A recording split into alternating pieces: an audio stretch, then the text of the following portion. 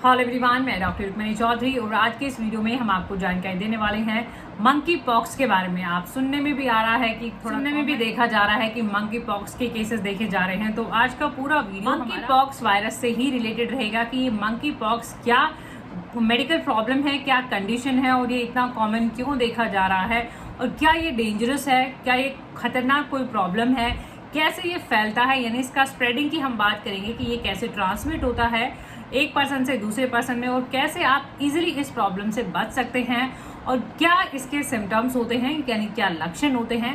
तो पूरी जानकारी के लिए आपको पूरा वीडियो जरूर देखना है। सबसे पहले हम बात करने वाले हैं व्हाट इज मंकी पॉक्स। ये मंकी पॉक्स क्या है तो बताना चाहेंगे कि जैसे कि चिकन पॉक्स होता है, स्मॉल पॉक्स होता है, वैसे ही मंकी पॉक्स भी एक कंडीशन है। मंकी पॉक्स में भी जो है एक ऑर्थोपॉक्स वायरसेस जो होते हैं, एक पूरा फैमिली ऑफ वायरस जो एक रहता है, फैमिली रहती है वायरस की, उसी का ही ये एक वायरस है मंकी पॉक्स वायरस। अब इसको मंकी पॉक्स नाम क्यों दिया गया है? देखिए, मंकी पॉक्स वायरस इसलिए नाम नहीं है कि ये मंकीज की वजह से होता है, बल्कि इसका नाम इसलिए दिया गया है कि ये ज्यादातर जो केसेस हैं इसके स्टार्टिंग में बिगिनिंग जो है मंकीज में देखा गया है। यानी ये एक ऐसा वायरस इन्फेक्शन है जो एनिमल्स में भी देखा जाता है। जैसे अगर हम बात करें रोडेंट्स की, रेड्स की, अगर हम बात करें चूहों की, मंकीज की अगर हम बात करें, और ह्यूमन में भी जो है इसके इन्फेक्शंस देखे जाते हैं। तो इसलिए इसको मंकी पॉक्स वायरस कहा जाता है क्योंकि ज्यादातर केस और स्टार्टिंग इसका जो है मंकीज में देखा गया था, तो वहीं से इसका नाम। ना कॉमन है ये, how common is it, like how common is monkey pox virus? बहुत कॉमन नहीं है, बहुत ही रेयर प्रॉब्लम है, ये बहुत कम देखे जाने वाला प्रॉब्लम है। तो क्या ये डेंजरस है? Is it dangerous? ऐसा भी नहीं है। ये एक बहुत ही रेयर और अनकॉमन प्रॉब्लम है और बहुत ही माइल्ड और मॉडरेट केसेस इसके देखे जाते हैं। यानी एक ऐसा प्रॉब्लम है जो कोई बहुत खतरनाक भी नहीं है, हल्के फुल्के इसके केसेस देखे जाते हैं। बट कुछ केसेस जिनमें इन्फेक्शन हो जाता है, सेप्सिस हो जाती है, वहां पे इसके कॉम्प्लिकेशन और डेथ रेट मोर्टेलिटी देखी जाती है। अदरवाइज इसके केसेस जो है अपने आप ठीक हो जाते हैं। एंड और सिम्टम्स की कि अगर ये मंकी पॉक्स वायरस है तो इसके क्या लक्षण हमें देखने को मिल सकते हैं। देखिए, नॉर्मली अगर हम बात करें कोई भी वायरल इन्फेक्शन की, अगर हम बात करें या फिर स्मॉल पॉक्स और चिकन पॉक्स की बात करें, यानी ऐसे बुखार जो दानों के साथ आते हैं, तो स्टार्टिंग जो कि वायरल फीवर्स की रहती है, जैसे कि आपको मान लो सर दर्द होना, बदन दर्द होना, बॉडी एक होना, हेडेक होना और फीवरिश होना, फीवर होना, और बुखार के साथ साथ जो है दाने होना, यानी रैश फीवर, जिसमें आपके जो दाने हैं जो चेंज होते रहते हैं टाइम के साथ साथ, दानों का स्टेज चेंज होता रहता है, स्टेजेस के साथ साथ वो बदलते रहते हैं।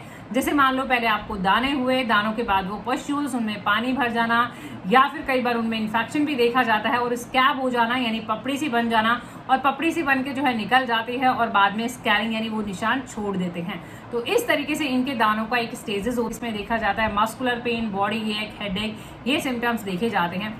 देखिए, जब भी कोई वायरल हमारा बॉडी का टेम्परेचर क्यों बढ़ता है जब भी बुखार होता है? इसलिए हमारा बॉडी का टेम्परेचर बढ़ता है ताकि वो किसी भी वायरस पे जो है, वायरस ज्यादा टेम्परेचर पे नहीं रह पाते हैं। अगर हम बात फैमिली के वायरस की, तो हमारा बॉडी का टेम्परेचर बढ़ा दिया जाता है ताकि वायरस ज्यादा टाइम तक वह इन्फेक्शन अपना ना कर पाए, पहला। सेकेंड जो है, अगर हम बात करें, साइटोकाइन्स एक तरह के ऐसे केमिकल्स होते हैं जो किसी भी इन्फेक्शन, कोई भी ऑर्गेनिज्म है, जैसे अब वायरल इन्फेक्शन है तो उसके बाद साइटोकाइन्स रिलीज होते हैं, यानी एक तरह के केमिकल्स होते हैं जो रिलीज होते हैं जो कि इन्फेक्शन पे कंट्रोल कर पाए। तो साइटोकाइन्स रिलीज होते हैं, बॉडी का टेम्परेचर बढ़ जाता है ताकि वायरल इन्फेक्शन का इतना लोड ना हो, इन्फेक्शन को इजिली कंट्रोल किया जा सके। बाकी केस इसके माइल्ड और मॉडरेट होते हैं। अब हम स्ट्रेन की बात कर लेते हैं कि कितने तरीके के इसके स्ट्रेन देखे जाते हैं। कॉमन इसके दो तरीके के स्ट्रेन होते हैं, इसको हम वेस्ट अफ्रीकन कहते हैं, और ज्यादातर केसेस स्टार्टिंग में अफ्रीका में ही देखे गए थे, तो उसके अकॉर्डिंग इसके स्ट्रेन भी जो है और सेंट्रल अफ्रीकन है। वेस्ट अफ्रीकन को बहुत ही माइल्ड माना जाता है। ये दो तरीके के इसके स्ट्रेन देखे जाते हैं। कैसे होता है, ट्रांसमिशन कैसे होता है, यानी ये एक व्यक्ति से दूसरे व्यक्ति में कैसे जाता है, कैसे ये जो है फैलता है। मंकी पॉक्स वायरस की अगर हम बात करें, फैलना, देखिए फैलने की अगर हम बात करें, कोई भी वायरल इन्फेक्शन जो होता है ये काफी क्लोज कांटेक्ट से होता है, यानी कि जो इन्फेक्टेड पर्सन है जिसको ये इन्फेक्शन है उसके बहुत ही नजदीक अगर आप संपर्क में आते हैं, क्लोज कांटेक्ट में आते हैं, तो ही जो इन्फेक्टेड पर्सन से आपको होने के चांस रहते हैं।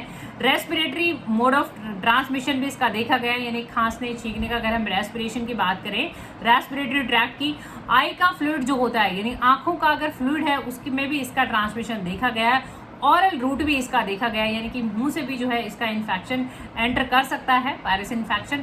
और अगर हम बात करें सेक्सुअल रूट ऑफ ट्रांसमिशन, ज़्यादातर ये मैन में देखा जाता है, गे का जो रिलेशन रहता है, मैन टू मैन जो रिलेशन है, उन केसेस में भी ये देखा गया है। तो आपको ये एक एडवाइस भी करा जाता है कि थोड़े अलर्ट रहें जब भी आपको साइन आए। ज़्यादातर केसेस जो है देखे गए हैं।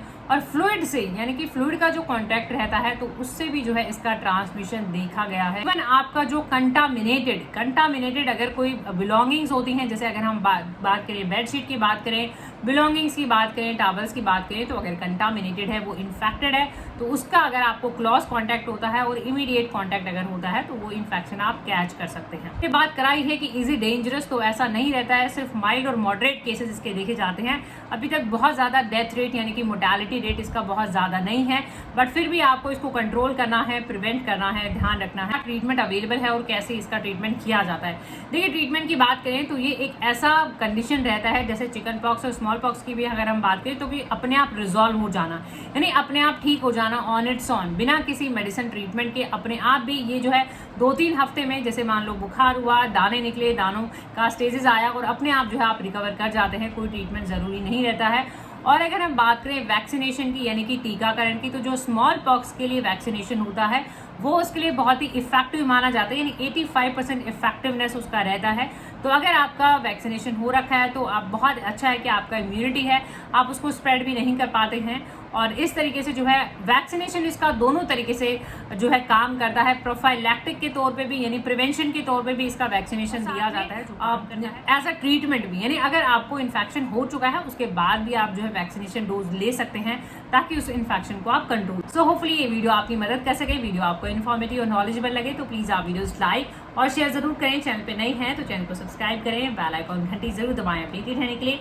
Keep watching, keep supporting. Thank you for your time, thank you so much, keep watching, thank you.